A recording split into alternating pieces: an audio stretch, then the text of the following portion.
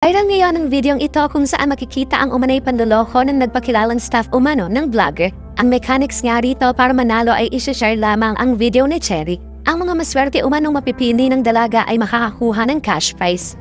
Kaya naman talagang todo share ang madla baka sakaling sila ay mapalad na mapili. Dito nga ay may isang netizen na nanalo at bago nga isend sa kanyang online wallet ang kanyang napanalunan, ay may tumawag pa sa kanya na staff ni Cherry.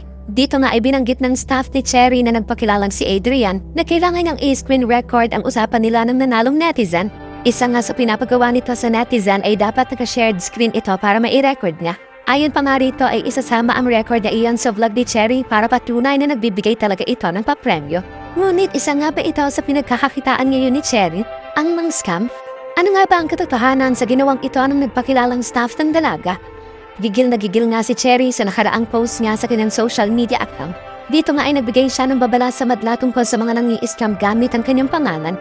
Kilala naman nga si Cherry na talagang nagbibigay ng tulong sa mga nangangailangan. Kaya naman maging ang ganitong ginagawa ng dalaga ay ginagamit ang mga scammer para makapanloko ng kapwa. Ani Cherry, ang daming nagpapanggap at ang daming nangi-scam gamit ang pangalang Cherry White.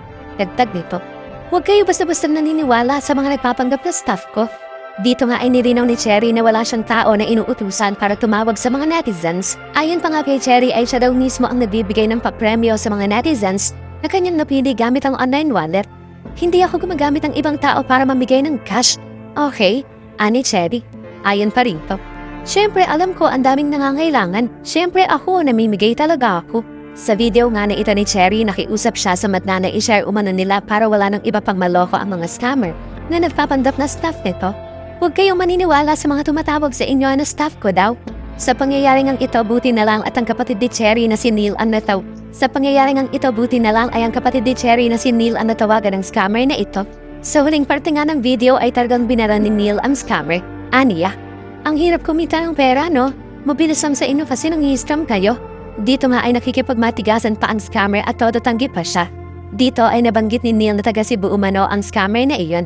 Sa ngayon nga ay hindi pa nila inilalantad sa madla ang may pakana ng pang-i-scam na ito gamit ang pangalan ni Cherry.